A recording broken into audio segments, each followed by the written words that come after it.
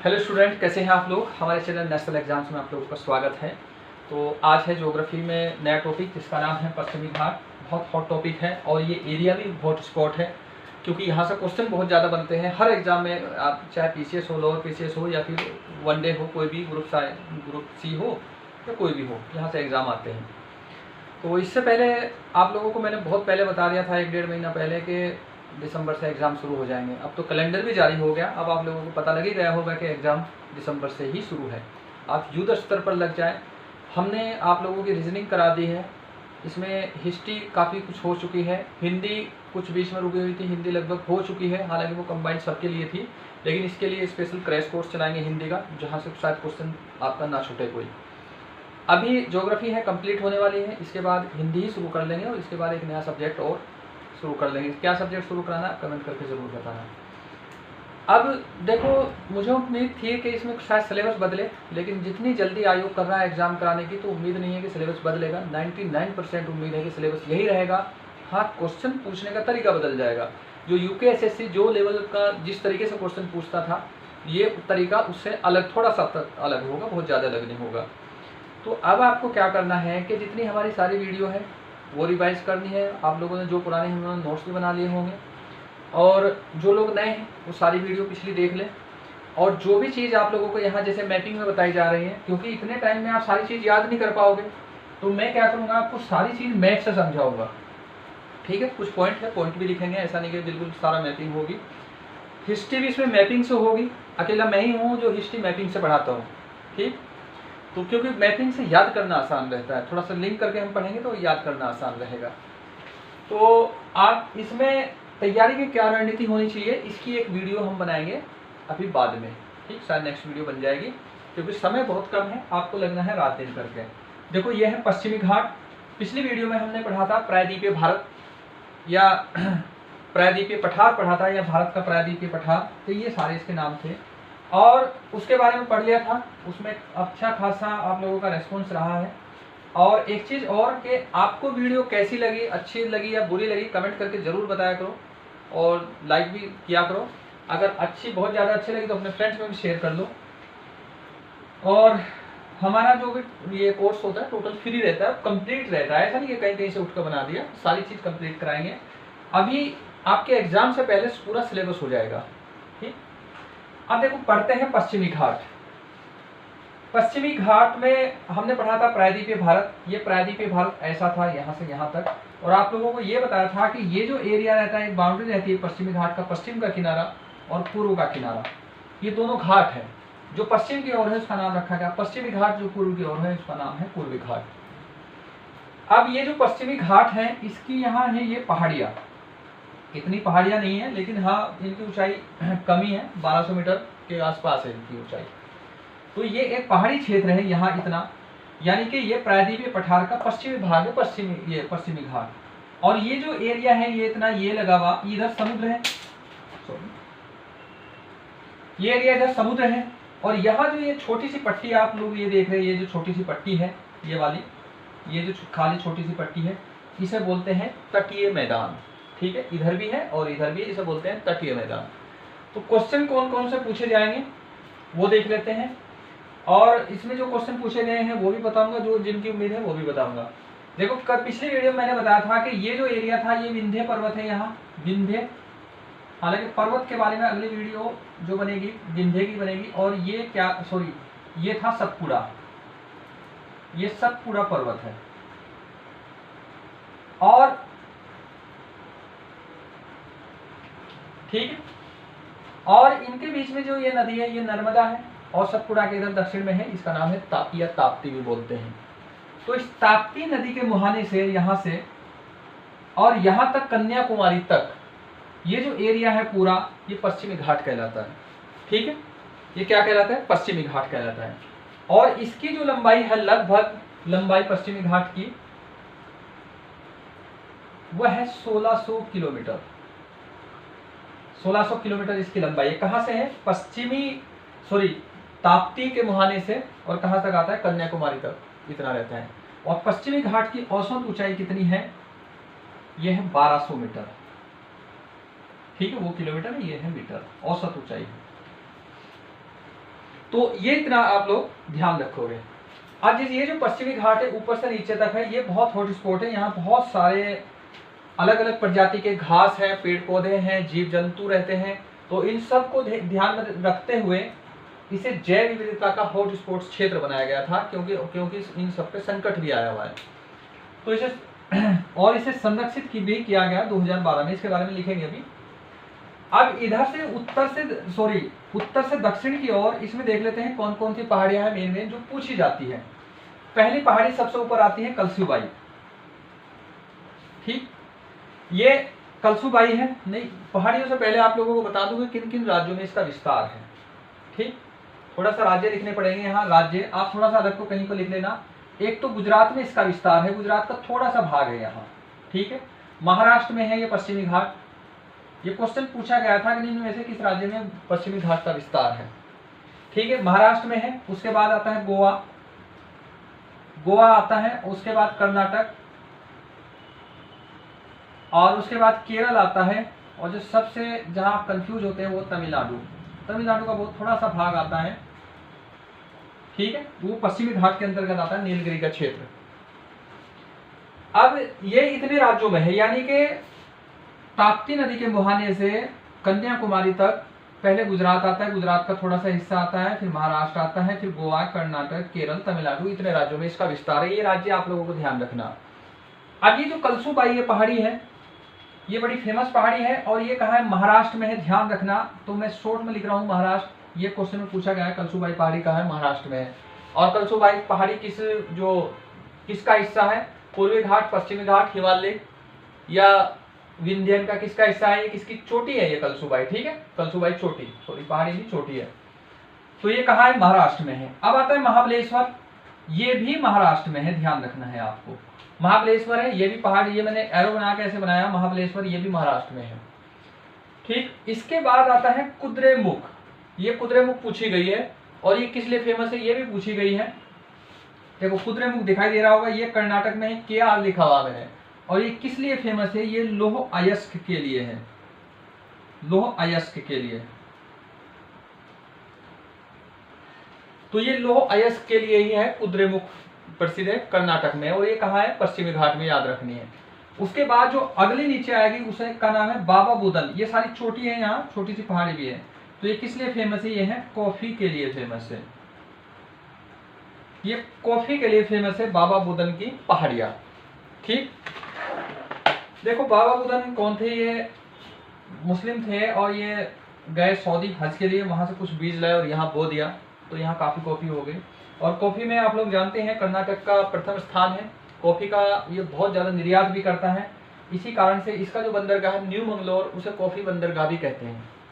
ठीक, इसके बाद आप नीचे जाओगे, यहाँ ये एरिया आया इसके यहाँ। इसमें जो यहाँ है नीलगिरी की पहाड़ियां, ये कुछ कर्नाटक में है, सॉरी उसमें तमिलनाडु में है और केरल का हिस्सा है यहाँ। और नीलगिरी की पहाड़ियों पर पश्चिमी घाट और पूर्वी घाट मिलता है। देखो ये मिला हुआ है यहाँ पे, पश्चिमी घाट और पूर्वी घाट नीलगिरी की पहाड़ियों पे मिलता है। तो नीलगिरी पहाड़ी की सबसे ऊंची चोटी कौन सी है? दोदा बेटा। ठीक है, सबसे ऊंची चोटी कौन सी है? दोदा बेटा, ये ध्यान रखोगे। और ये जो पूरी पश्चिमी घाट है, इसकी सबसे ऊंची चोटी मैंने कल भी बताया था यहाँ, इसका नाम है अनाईमुड़ी। अनाईमुड़ी ये दक्षिण भारत की भी सबसे ऊंची है, पश्चिमी घाट की भी सबसे ऊंची है। तो ये सबसे ऊंची चोटी है, इसे ध्यान रखना है, अनाईमुड़ी। इसके बाद ये जो निकला हुआ यहाँ नीचे का ये जो भाग है यहाँ थोड़ा सा इतना, ये इसका नाम है, ये कार्डमम पहाड़ियाँ है। कार्डमम मतलब इलायची, यहाँ इलायची बहुत ज्यादा होती है इसलिए इसे कार्डमम पहाड़ियाँ कहते हैं। ठीक है, तो कार्डमम पहाड़ियाँ कहाँ? केरल में है और यहाँ है नीचे ऐसे। तो ऊपर से नीचे आप लोगों से पूछ सकता है। ये क्वेश्चन पहला रहेगा, कलसूबाई कहाँ है? महाराष्ट्र में, याद कर लोगे। महाबलेश्वर कहाँ है? महाराष्ट्र में। कुद्रेमुख कहाँ है? कर्नाटक में है। किस लिए प्रसिद्ध है? लौह अयस्क के लिए। उसके बाद आती है बाबा बुदन की चोटी या पहाड़ियां कहाँ है? ये कर्नाटक में। किस लिए फेमस है? कॉफी के लिए है। और कॉफी बंदरगाह अगर तुक्का भी लगाना पड़े तो न्यू मंगलोर ही लगाना, क्योंकि कर्नाटक में है। कर्नाटक में सबसे ज्यादा कॉफी उत्पादन होती है। अब आता है नीलगिरी पहाड़ी। नीलगिरी तो एक कम से कम भी 20 बार पूछी गई है उत्तराखंड में, ये अलग अलग एग्जाम्स में, कि नीलगिरी की पहाड़ी किस राज्य में है। ठीक है, और इसकी सबसे ऊंची चोटी कौन सी है? ये दोदा बेटा। तो इसे तुम ध्यान रखोगे नीलगिरी को। अगर इनके क्रम लगाने के लिए आए तो क्रम भी याद रखोगे।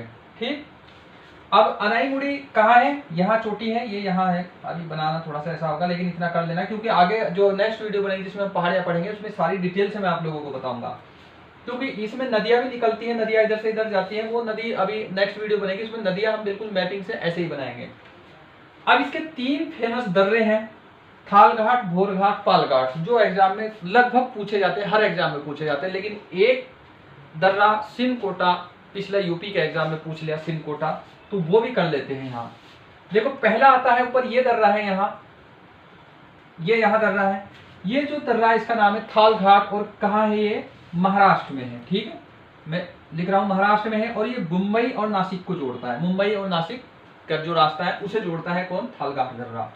अब उसके बाद आता है भोर घाट दर्रा। भोर घाट दर्रा ये भी महाराष्ट्र में है, इसे ध्यान रखना है आप लोगों को। तो ये किसे जोड़ता है, मुंबई और पुणे को जोड़ता है। आपको क्या करना है, ये पूरा मैप बहुत आराम से बनाना है, बिल्कुल क्लियर लिखा हुआ है। अगर कोई डाउट हो, कोई चीज समझ में ना आ रही हो, चाहे तो इसका स्क्रीनशॉट लेना, नहीं तो खुद से बनाओगे तो ये याद करना आसान रहेगा, क्योंकि ये हॉट स्पॉट एरिया है पूरा, क्वेश्चन पूछने के तरीके से भी और ऐसे भी प्राकृतिक रूप में भी।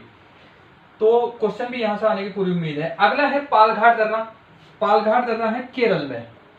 ठीक है, हालांकि ये नहीं पूछता कि किसे किसे जोड़ता है, लेकिन फिर भी कोच्चि और मदुरई को जोड़ता है।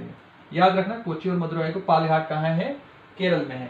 अगला है सिनकोटा दर्रा, ये है कहाँ है, केरल में। तो ये आप लोगों को ध्यान रखना, सिनकोटा दर्रा कहाँ है, केरल में। तो आपको याद हो गया होगा, बहुत ज्यादा इसमें कुछ करने की जरूरत नहीं है। अगर सीधा सीधा पूछा जाए, ये पश्चिमी घाट का विस्तार कहाँ से कहाँ तक है, ये ताप्ती नदी है, ये हमने नदी बना दी यहाँ, ये जो एरो वाली है। ताप्ती नदी के मुहाने से कहाँ तक है, कन्याकुमारी तक। एक बात क्लियर हो गया।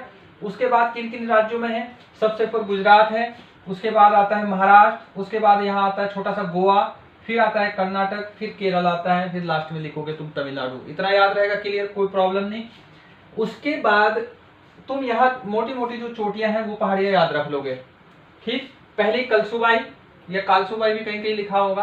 कलसुबाई आती है महाराष्ट्र में, महाबलेश्वर महाराष्ट्र में है, कुद्रेमुख बाबा बुदन कर्नाटक में है, किस लिए फेमस है, लोहायस्क और कॉफी के लिए। नीलगिरी तमिलनाडु में, दोडा बेटा सबसे बड़ी पहाड़ी है। तो इसे याद रखोगे। थाल घाट, पाल घाट, सॉरी भोर घाट और पाल घाट याद करना बहुत आसान है। ठीक है, ये इतने को, सिनकोटा है नीचे, इसे याद कर दोगे। अब इनके बारे में, ये तो मैप मैंने समझा, अब इनके बारे में थोड़ा सा फैक्ट लिखेंगे। अभी देख लो, इससे पहले इधर वाला समझ लो, पूर्वी घाट। पूर्वी घाट से इसमें क्वेश्चन नहीं रहते, लेकिन फिर भी कर लो। लेकिन थोड़ा सा अगर अलग से वीडियो बनाते तो बहुत छोटी वीडियो बनती, इसलिए इसके साथ ही कर दी। देखो यहाँ जैसे ये पूर्वी घाट क्या होगा, ये प्रायद्वीपीय भारत है, और इसका ये प्रायद्वीपीय भारत का ये किनारा है यहाँ। ठीक है, ये किनारा है, और ये इधर है समुद्र तक, और यहाँ बीच में एक ये पट्टी है, इसे बोलते हैं तटीय मैदान इस वाले को। तो ये जो किनारा है यही कहलाता है पूर्वी घाट। अब नीचे से जाओगे, इसमें पंचामलाई पहाड़ियां हैं, यहाँ है नीचे, ये तमिलनाडु में, सॉरी यहाँ ये तीनों जो है यहाँ वाली, ये तमिलनाडु में है। ये याद रखना, तमिलनाडु में है। पंचामलाई, सेवराज, जवादी।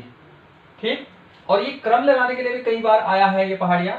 एक वीडियो पूरी पहाड़ियों की, पर्वत श्रेणियों की बनेगी, उसमें आपको सारी समझा देंगे। लेकिन फिलहाल ये थोड़ा सा पश्चिमी घाट में देख लो, तो आपसे क्वेश्चन ये पूछा जाएगा पश्चिमी घाट में कौन सी चोटी है या पहाड़ी है, और पूर्वी घाट में कौन सी है। बस ये थोड़ा बताने का मतलब ये है। ठीक है, इसके बाद आता है अगला नल्लामलाई और वेलिकोंडा। ये दोनों है आंध्र प्रदेश। ठीक है, याद रखनी है आपको। ठीक, ये दोनों कहाँ है, आंध्र प्रदेश में। अब ये जो महेंद्रगिरी है, कई एग्जाम में पूछा गया, बड़ी फेमस है। कमेंट करके बताना कहाँ है, हर जीके जीएस में मिलती है ये, कमेंट करके बताना है आप लोगों को। ये इसलिए मैं आप लोगों के लिए छोड़ रहा हूँ। गूगल करो, कुछ भी करो, सर्च करो, कमेंट करके जरूर बताना है आपको महेंद्रगिरी। तो ये मैप आप बना लो। ये पश्चिमी घाट मेन ये है हमारे लिए, और इससे संबंधित रिलेटेड क्या क्वेश्चन है वो भी देख लेते हैं। ये कब इसे हॉटस्पॉट क्षेत्र घोषित किया गया, यहाँ कितनी जनजातियां हैं जो अभी जिन पे संकट है, तो वो सारे फैक्ट अभी लिखते हैं यहाँ। ठीक है, आप इसे कर लो, क्योंकि मैं अभी इसे रिमूव करने वाला हूँ। ठीक है, हो गया, हो गए।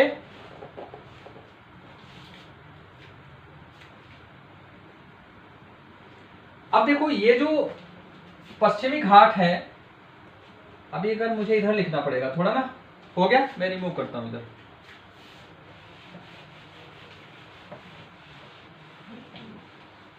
ये जो पश्चिमी घाट है इसका संस्कृत में नाम क्या है? पश्चिमी घाट का एक अन्य नाम जो संस्कृत में नाम होता है इसका, मैं शॉर्ट में लिख रहा हूं यहाँ, पश्चिमी घाट को बोलते हैं क्या? सह्याद्री।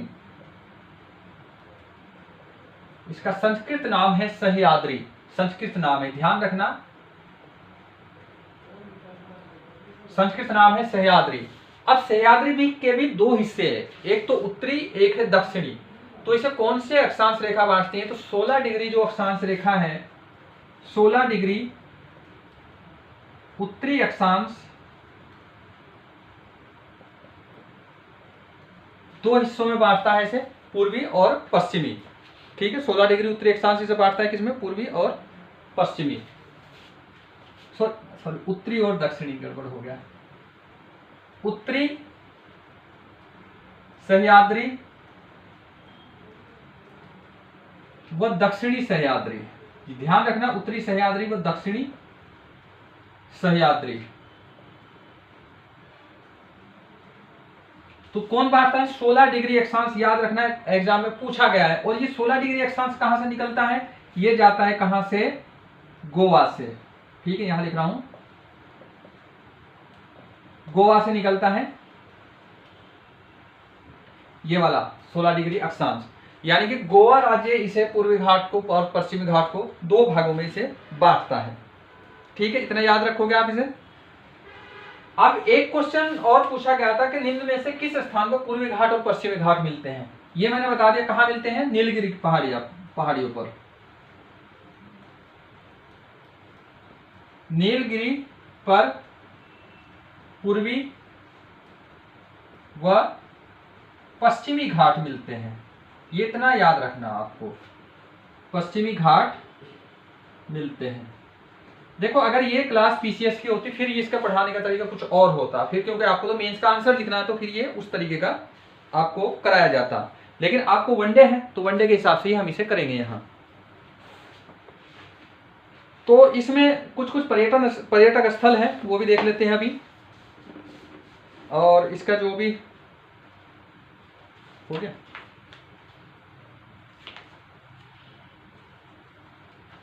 ठीक है, पर्यटक स्थल के देख लेते हैं। मैं इसे रिमूव कर रहा हूं, आप इसे नोट कर लो जो भी है, और ये राज्य जरूर नोट कर लेना।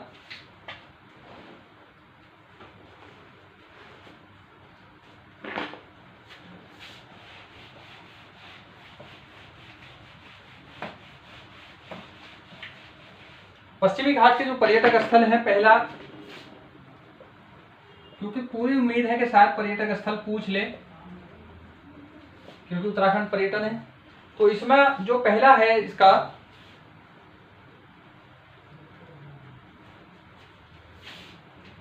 ऊटी, माथेरान,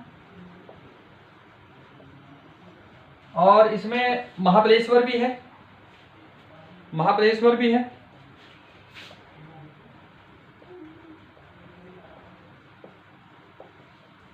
पंचगनी है, और एक और है अबोली घाट। ये राजस्थान के एग्जाम में पूछा गया, हो सके कभी पूछ ले, अबोली घाट, ये याद रखना है। अबोली घाट किसका है? ठीक है, कहाँ है? वहां है।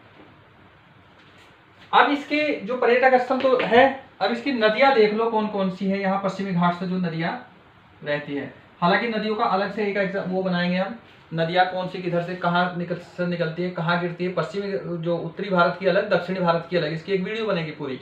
पहले उत्तरी की बना देंगे, फिर दक्षिणी की बना देंगे, वो आपको ध्यान रखना है। लेकिन नदियां फिर भी याद रख लो, मेन कौन सी नदी है। तो इसमें पेरियार है, उसके बाद है नेत्रावती, मेन आपको पेरियार याद रखनी है, पेरियार बहुत इंपॉर्टेंट है।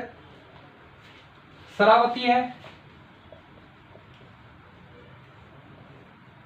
मंडवी है, मांडवी भी कहीं कहीं लिखा रहता है, लेकिन चलो मांडवी लिख लो, लेकिन मंडवी भी होता है कहीं कहीं। ठीक है, तो भरत भूजा,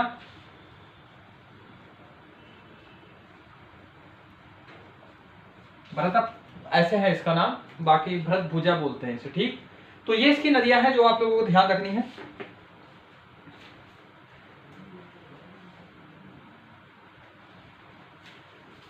ठीक, अब जो चोटियां है वो तो लिखवाने की जरूरत नहीं, वो तो मैंने करवा ही दी वहां, आप मैं एक्सेल से कर दोगे। लेकिन इसमें अगला देखते हैं यूनेस्को ने कब इसे संरक्षित घोषित किया। तो 2012 में यूनेस्को द्वारा संरक्षित, ये कौन है, पश्चिमी घाट। मैं शॉर्ट में लिख रहा हूं तो आपको थोड़ा सा, द्वारा संरक्षित, ठीक है। और 2012 में इसे संरक्षित कर दिया था और इसके तब 39 स्थानों को किया था, ये याद रखना, हो सके कभी पूछ ले, 39 स्थानों को। देखो इसलिए संरक्षित किया था क्योंकि यहाँ देखो, एक तो ये पर्यटक क्षेत्र है बहुत ज्यादा, और यहाँ थोड़ा उद्योग भी ज्यादा चल रहा है, और यहाँ की जनजातीय बहुत विविधता है यहाँ, ये विविधता समाप्त ना हो जाए क्योंकि पर्यावरण पर विपरीत जो इसका असर होगा, इसलिए इसे यूनेस्को ने संरक्षित घोषित कर दिया था। अब बाद में इन यहाँ की जनजातियों को जब संकट आया तो इसे हॉट स्पॉट भी घोषित कर दिया, हॉट स्पॉट क्षेत्र भी घोषित कर दिया।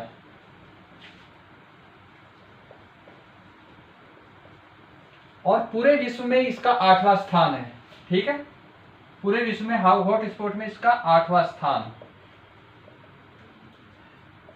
8वां स्थान है इसका, ठीक, ये ध्यान रखना है आपको। और यहाँ राष्ट्रीय उद्यान तो नहीं, कभी पूछ सकता है, हो सके कभी, राष्ट्रीय उद्यान 2 राष्ट्रीय उद्यान है यहाँ 13, यही याद रख लो, हो सके कभी पूछ ले राष्ट्रीय उद्यान। तो यहाँ कितने हैं, राष्ट्रीय उद्यान है 13, ये आप लोगों को ध्यान रखना है। अभी जो यूएनओ की जो पिछली रिपोर्ट आई थी, अभी जो लेटेस्ट है, तो उसने बताया यहाँ 325 जातियों पर संकट, ये थोड़ा सा ध्यान रखना। देखो 325 जातियां कौन कौन सी, इसमें पेड़ पौधे की भी जातियां हैं, जीव जंतुओं की भी जातियां हैं, इसके अलावा कीट पतंगों की भी जातियां हैं, जो भी जीव जंतु यहाँ रह रहे हैं उनकी 325 ऐसी है कि जिनके विलुप्त होने का खतरा है।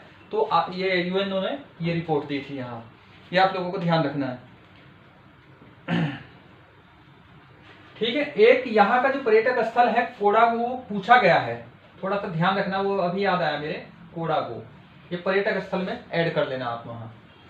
तो ये पश्चिमी घाट है, ये इस यहाँ से इतने क्वेश्चन रहेंगे लगभग, आप अगर इसे अच्छे से कर दोगे तो अच्छे से ये आप लोगों के ध्यान आ जाएगा, और अगर एग्जाम आए तो कर भी लोगे। अब कुछ जो बच्चों के कमेंट थे वो मैं अभी डिस्कस करता हूँ। काफ़ी बच्चों के ये कमेंट थे कि आयोग का क्वेश्चन पेपर कैसा होगा, किस किस तरीके से हम इसे कवर करें, या फिर हम एक रणनीति कैसी बनाएं, क्योंकि पहली बार एग्जाम ले रहा है। देखो नॉर्मली क्या होता है कि आयोग को पहली बार जो भी एग्जाम लेता है उसका अपना एक जो फॉर्मेट देता है क्वेश्चन पेपर का, वो डालता है 10-20 क्वेश्चन का। लेकिन यहाँ अभी आयोग ने डाला नहीं, हो सके अगर आयोग नहीं भी डालता तो हम क्या करेंगे, इस पर एक डिस्कस वीडियो बनाएंगे, तो वहाँ आप लोगों को बताएंगे कि किन किन टॉपिक्स पे बहुत ज़्यादा फोकस करना है, किन किन टॉपिक्स को छोड़ना है, नहीं सॉरी छोड़ना नहीं, मतलब थोड़ा सा कम ध्यान देना है उस पर। बाकी आपको अपनी तैयारी कंटिन्यू रखनी है, ऐसा नहीं है सब आपके लिए नया नहीं है, ये सबके लिए नया है। और एक चीज़ और ध्यान रखना है, बहुत ज़रूरी जो ध्यान रखना है, अपना एक टाइम टेबल फिक्स कर लो। हालांकि टाइम टेबल के लिए भी मैं वीडियो बनाऊंगा आप लोगों के लिए, कैसा एक आदर्श टाइम टेबल होना चाहिए, तो उसके में भी। और देखो डेली का टारगेट जरूर बनाओ, जिंदगी में भी टारगेट होना चाहिए और डेली का भी टारगेट होना चाहिए। डेली का टारगेट का मतलब ये होगा, आप एक दिन पहले, आज आपने पढ़ा, आज शाम को आप अपना टारगेट कल के लिए फिक्स कर लो कि कल मुझे इतने टॉपिक्स तैयार करने हैं, और वो हर हाल में तैयार होने चाहिए। और अपनी जो पढ़ाई है आप वो घंटे को ध्यान में रख के ना करें, बल्कि वो टॉपिक को पूरा करने को ध्यान में रख के करें। उसके लिए चाहे 10 घंटे लग जाए या 5 लग जाए या 8 लग जाए, वो कितना भी हो सकता है। जो भी टॉपिक्स हैं आपके हैं तो वो उस दिन में कंप्लीट होने चाहिए, तभी रहेगा, क्योंकि यहाँ आप लोग दूसरों को पीछे हटाकर ही आगे जा सकते हैं। ठीक, तो टारगेट जरूर रखना है, बाकी इस पर डिस्कस करेंगे फिर बाद में, फिर देखते हैं। चलिए आज की वीडियो में इतना ही, मिलते हैं नेक्स्ट वीडियो में।